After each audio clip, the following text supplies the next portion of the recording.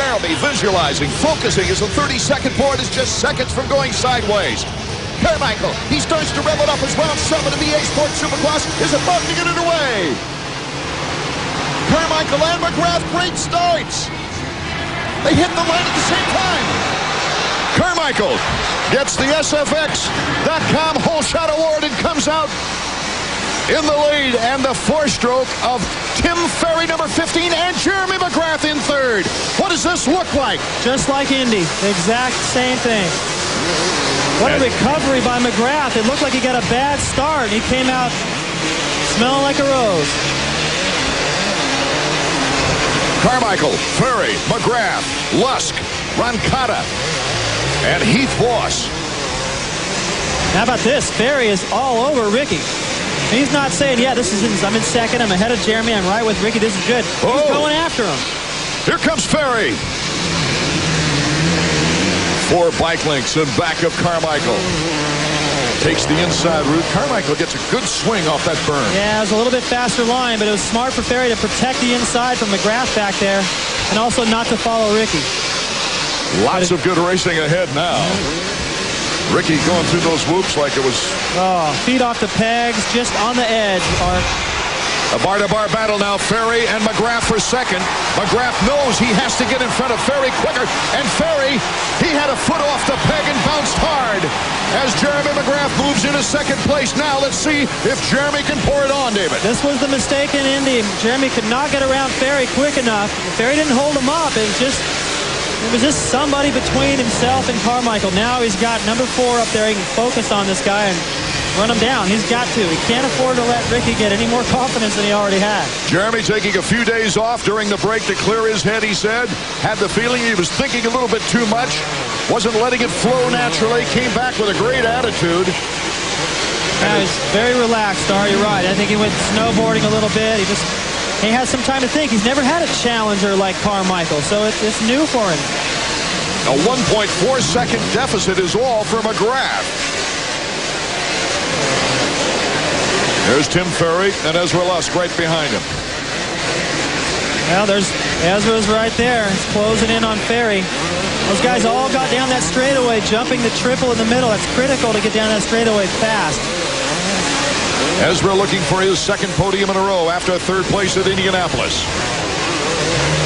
Yeah, the ruts Davey talked about right before the start are going to get worse in this 20-lap main. They're going to get terrible, as a matter of fact, in places all the way down to the plywood. These guys are going to have to really be sharp about changing their line about halfway through this race so they can still jump the key jumps and not lose time. You've seen McGrath's helmet, the black with the number 3 in honor, in memory of Dale Earnhardt. Well, our leader also has a token as far as a memory of Dale. He's got a small number 3 sticker on the back of that helmet. These guys are going through this whoop so much faster than they did in the heat race earlier. The intensity is ridiculous right now. These guys they're all riding so fast. I've watched racing for years, and I don't see any place they can make up any time. There's our leader, Ricky Carmichael. What a shot that is. Let's go down to Davey Combs. Well, you guys know that Ricky Carmichael was the 4-time national motocross champion. Jeremy McGrath with 7 Supercross wins. This is the same problem that Jeremy had in San Diego. This is a motocross track. Jeremy doesn't really ride that much, and certainly on the West Coast, you don't get this kind of dirt. This is playing right into Carmichael's hands. Jeremy's going to have a hard time tonight if he's going to keep Carmichael in sight. Now, Ricky always thought that his first 250 win would be here in Atlanta because it's always been one of his favorite tracks. It wasn't his first 250 podium last year, but it was one of his most significant because he felt that after that 3rd place finish in Atlanta last year, he told us, David Bailey, that now I know I'm doing the right things to win a 250 race. And by golly, he turns right around and wins Daytona the very next week. Yeah, he's definitely not leaving anything to chance. You know, his preparation during the week, his schedule of training and riding, it's all coming together. And you know, if he hadn't won all those outdoor titles, we've talked about this before, but it's important because everything starts to change when you get into a points lead, especially when McGrath's the guy breathing down your neck, and Ricky knows how to handle that. It's been outdoors and not against Jeremy, but it's still the same thing. Look at the race. McGrath is passing a lapper, but the race is on for third. Ferry and Lusk. Lusk has made the pass. Not that far away from McGrath either. Meanwhile, Carmichael looks for his very first Atlanta 250 win. 7. And of course, 1998, he had a perfect season in 125s where he won again here in Atlanta. Well, right now, he's got to ride flawless because McGrath is keeping pace with him. Look at LaRocco and Moncada going at it. And LaRocco started in 12th position, is now up to 7th, looking to pass Roncada. He does. Passes him for 6th place. So once again, LaRocco on the move after a so-so or poor start.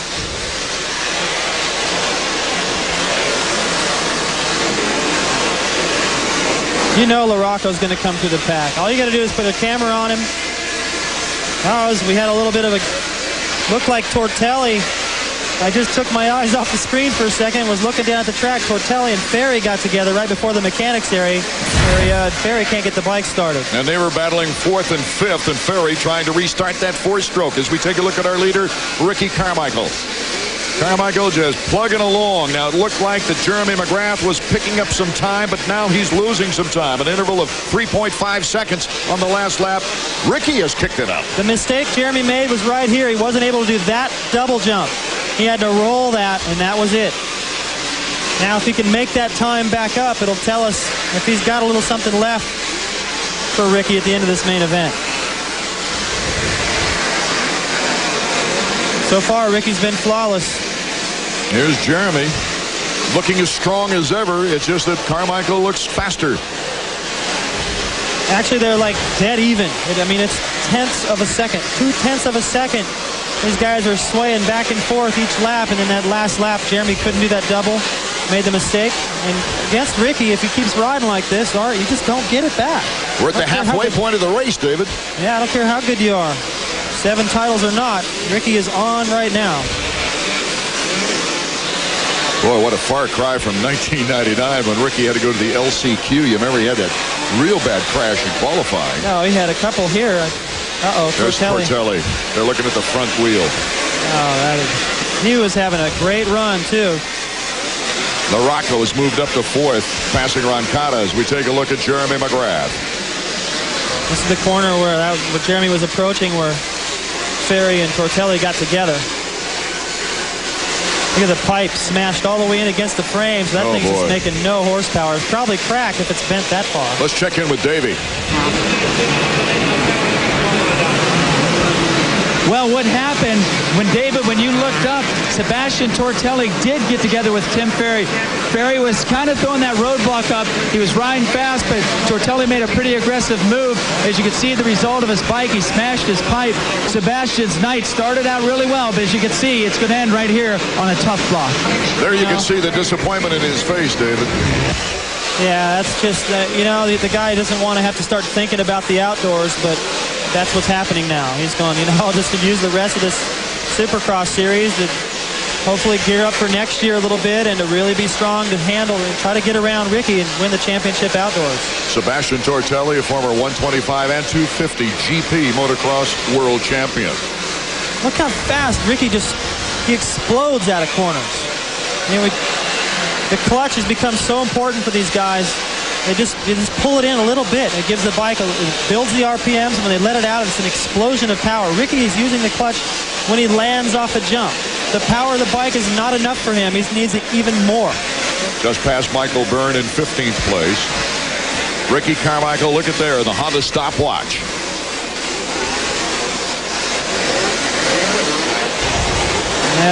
Not as much time gained this lap on McGrath, but still a comfortable enough lead. Ricky just went around this corner, and he's got 3 lap riders right in front of him. Jeremy trying desperately to pick up some time. Oh, another miscalculation by McGrath. Right now, RC is ruling out in front. He got his first pro win here in Atlanta on a 125. Now he's looking for a 250 victory. Where Ricky Carmichael, he's always said he loves this red clay of Georgia. He's got a 4.9 second lead on Jeremy McGrath. Carmichael is looking for his 4th consecutive victory. If he takes the checkered flag here tonight, he'll tie the Kawasaki record for wins in a season with Jeff Emig and Jeff Ward. He's just got to ride smart here. I mean, his pace seems to be okay. He's holding off McGrath, but little mistakes down the stretch. You let Jeremy get any closer than this, the crowd gets into it, and it's a whole new ball game. So Ricky's got to jump all the major obstacles and make really good decisions from here on out through the lap riders. Needs mistake-free riding because McGrath now has moved it to 4.5-second deficit, a little bit inching up. Here's number 1, the defending champion. That double right there, Art, is killing him. It's just killing him. That's the 3rd time I've seen him come up short there. And it doesn't look that bad, but it is, because Ricky's jumping it every time, and his momentum around the corner is a little bit better. McGrath's shirt tail flapping in the breeze. The battle really is behind him. Ezra Lusk and Mike LaRocco, and they're gunning for the top Honda spot. And Lusk is going to have some company here in a minute. He's going over the finish line jump right there. Here comes LaRocco. That's not a good thing to have in your rear view. And the local fans here in Georgia, of course, they want Ezra to stay out in front. Well, they better start making some noise now. Yes. Mike catches you so fast. There's Jeremy trying to stay clear of the ruts over the triple there. This is the section where he's approaching, where he's been making a mistake. He's taken the far right side of the whoops, while Ricky's over on the left. See if he can get this double done. Nope. And he's just losing it. It's not bad. He's losing just a little bit of time there every lap.